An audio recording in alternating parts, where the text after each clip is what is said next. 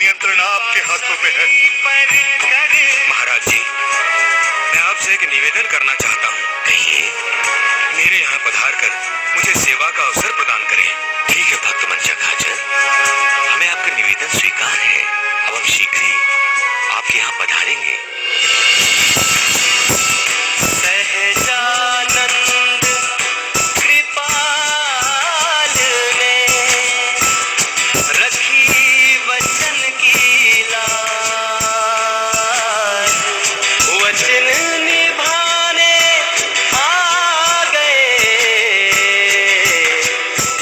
सब शिष्यों के साथ। ईश्वर के जहाँ चरण पड़े हो जाए कल्याण। कण कण जन जन कर रहा स्वामी का सम्मान, स्वामी का सम्मान। हुआ प्रभु का गाँव में वो आदर सत्कार, नतमस्तक सारे हुए स्वामीनारायण भगवान की जयकार। गूंजी जय जयकार।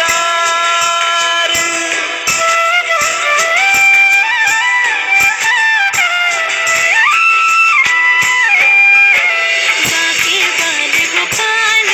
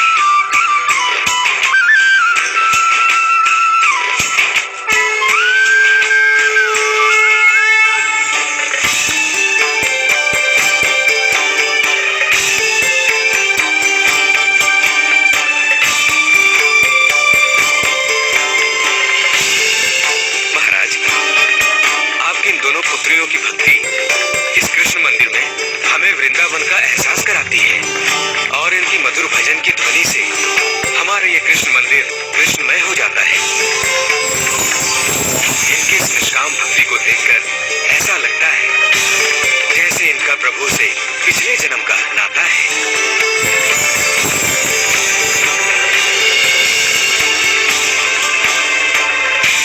भैया, अब ये दोनों सयानी हो चुकी हैं और इनका विवाह भी तय हो चुका है। इसीलिए उन्हें पूजा पाठ की बजाय घर संसार का पाठ पढ़ाइए, अन्यथा इनकी ये भक्ति और आराधना इन्हें कहीं वैरागन न बना दे। आप ठीक कह रही हैं बहन। हम शीघ्र ही इन दोनों के विवाह की तिथि निकलवाते हैं। ब्याह? मैं ब्याह नहीं करूंगी। और मैं भी ब्याह नहीं करूंगी माँ। लेकिन क्यों? आपके इस प्रश्न का उत्तर बस इतना ही है माँ कि आप जिन दायित्वों के बंधनों में बांधना चाहती हैं, हम उस बंधन में नहीं बंधना चाहते। उस बंधन में बंधना हर नारी के लिए सौभाग्य और गर्व की बात होती है बेटी, चाहे वो राजा की बेटी हो या रंक की। हर बेटी को अपना घर त्याग कर पति के घर जाना ही पड़ता है और इसके लिए तुम्हारे पिता किसी को वचन भी दे चुके हैं। अब उसका मान तो रखना ही होगा। माँ, कृपा करके आप हमें इस वचन की बलि वेदी पे मत चढ़ाओ। इसमें हमारी इच्छा सम्मिलित नहीं है। हाँ माँ, और पिताजी ने तो हमसे बिना पूछे ही ये वचन दिया है। अतः आप उनसे कहिए कि वे अपना वचन तोड़ दें, क्योंकि हम दोनों ने अपना ये जीवन श्री हरि को अर्पण कर दिया है और हम उनकी भक्ति के अलावा कोई भी बंधन में बंधने को तैयार नहीं है और यही हमारा अंतिम निर्णय है।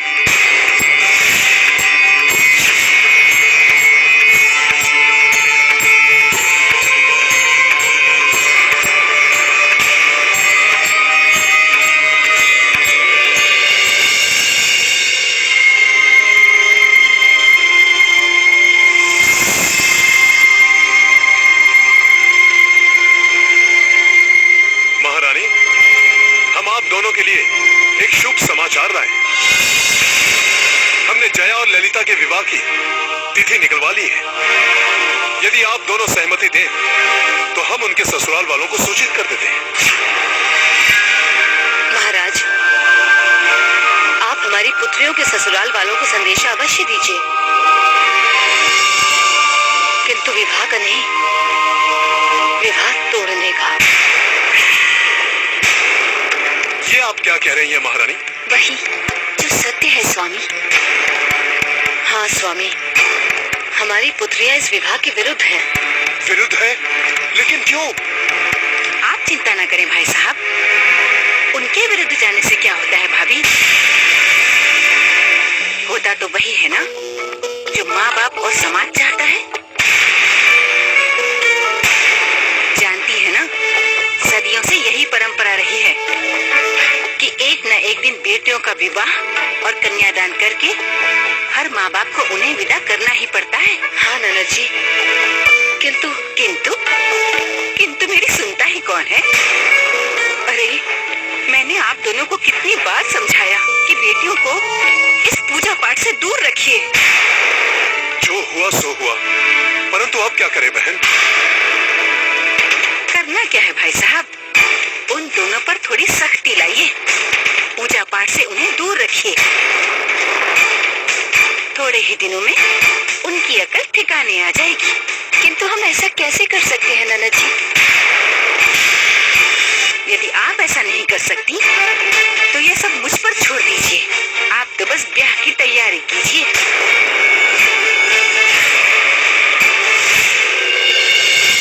अक्सर ऐसा होता है कि मनुष्य सोचता कुछ और है और होता कुछ और है।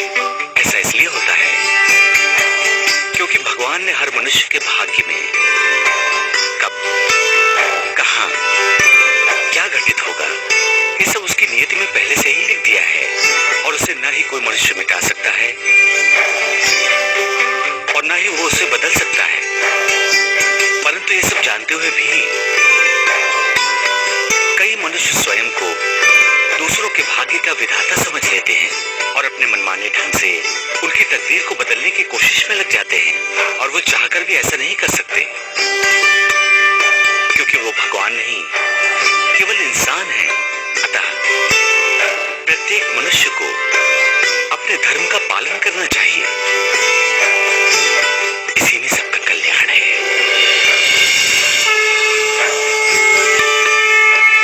बोलो श्री सहजानंद महाराज की जय। बोलो श्री सहजानंद महाराज की जय। बोलो श्री सहजानंद महाराज की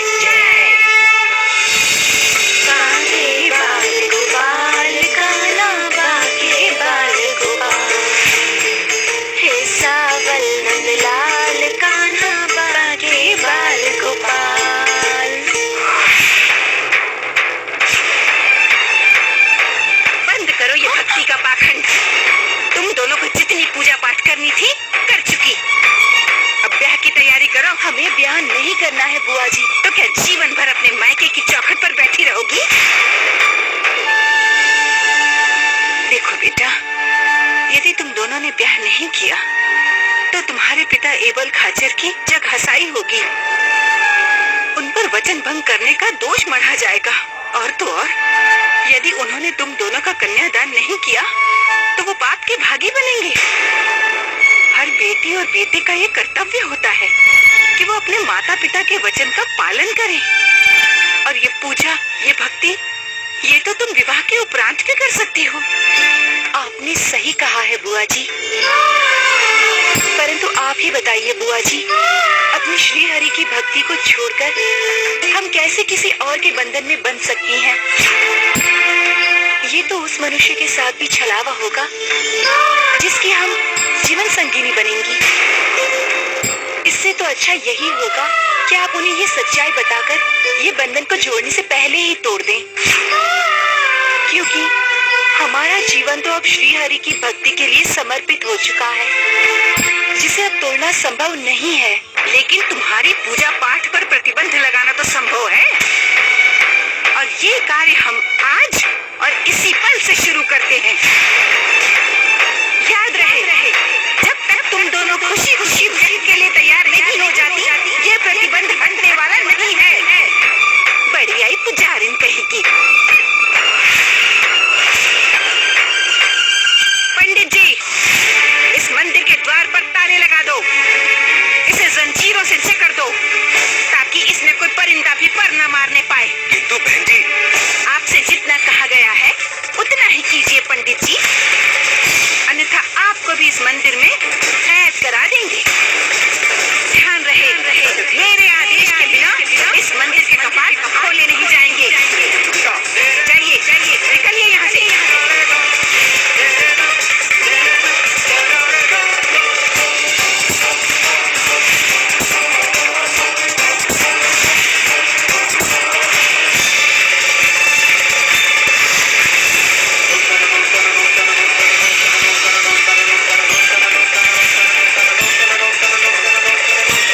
याद रहे, मेरे आदेश के बिना ये कपाट नहीं खोले जाएंगे।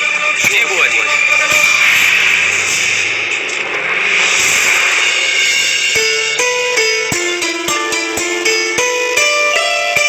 क्षमा कीजिए राजकुमारी जी, आप लोग इस मंदिर में नहीं जा सकती। लेकिन क्यों? क्योंकि आपकी बुआ जी ने हरि मंदिर के द्वार पर ताला लगवा दिया है। मंदिर के द्वार पर ताला लगा दिया? ऐसा नहीं हो सकता। बुआ जी ऐसा नहीं कर सकती। चलो ललिता, माँ के पास चलते हैं। हाँ चलो।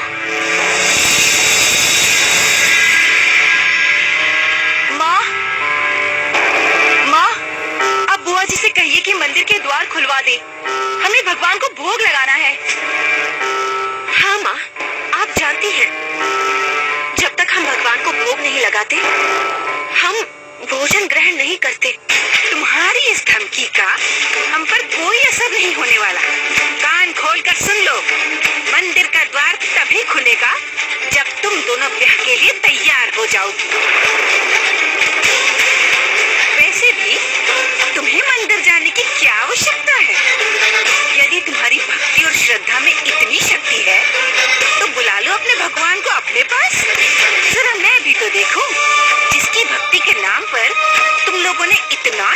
मचा रखा है।